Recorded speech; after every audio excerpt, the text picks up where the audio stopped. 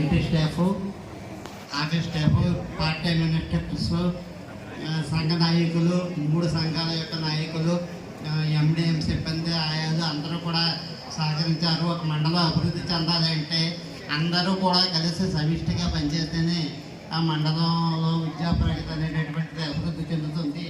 మండలంలో విద్య అంటే ఒకవైపు విద్యా ప్రగతి, మరొక వైపు అడ్మినిస్ట్రేషన్ సరిగ్గా జరగాలంటే జిల్లా నుంచి వివిధ టాస్క్స్ మనకి మండలానికి పంపిస్తుంటారు. ఆ టాస్క్స్ అన్నీ కూడా సిఆర్ఎంటీస్, పార్ట్ టైం ఇన్స్ట్రక్టర్స్, ఐటీ సిబ్బంది వీరందరి ద్వారా ఉపాధ్యాయులకు చేరవేస్తాము.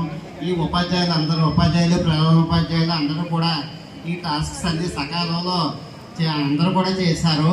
చేయడం వల్ల ప్రతి విషయంలోనూ కూడా ఏ టాస్క్ అయినా సరే మన మండలంలో మొత్తం 22 మండలాల్లో ఒక టాస్క్ ఇచ్చారంటే ఆ టాస్క్ ఎంతవరకు పూర్తయింది అనేటటువంటిది green colour, red colour, yellow కలర్లో అక్కడ ఇండికేట్ చేస్తారండి. మన మండలంలో కూడా ఎప్పుడు ఏ టాస్క్ ఇచ్చినా సరే గ్రీన్ కలర్లోనే ఉండేదండి. దానికి కారణం అందరూ కూడా సమిష్టిగా కృషి చేయడం వల్ల మొత్తం మండలంలో ఉండేటటువంటి విద్యాశాఖ అంతా కూడా సమిష్టిగా కృషి చేయడం వల్ల మన మండలం ఎప్పుడు కూడా ముందంజలో ఉండేదండి. ఇదే స్ఫూర్తితో ఇక మీదట ఎప్పుడు కూడా ఐపోలవరం మండలం జిల్లాలో ఏ విషయంలో ఉన్నా సరే, ఏ వర్క్లో ఉన్నా సరే ముందు ఉండాలని, విద్యాభివృద్ధిలోనూ అడ్మినిస్ట్రేషన్ విషయంలోనూ అన్నింటిలోనూ కూడా ముందు ఉండాలని సందర్భంగా అందరికీ నేను తెలియజేస్తూ అందరినీ కోరుతున్నానండి. Thank you. ఈవేళ నాకు మంచి సన్మానం ఏర్పాటు చేశారండి.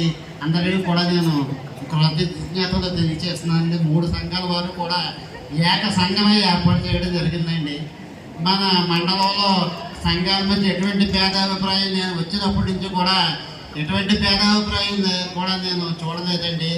3 సంఘాల వారు కూడా ఎప్పుడు కూడా నన్ను అందరూ కూడా ఆదరించారండి. చక్కగా ఒక అన్నదమ్ములుగా ఈ మండలంలో ఉంటూ పనిచేశామండి. నేను బావడాన్ని చూస్తూ కూడా చాలా ఆనందంగా వస్తూ ఇక్కడ వర్క్ చేశానండి. Thank you.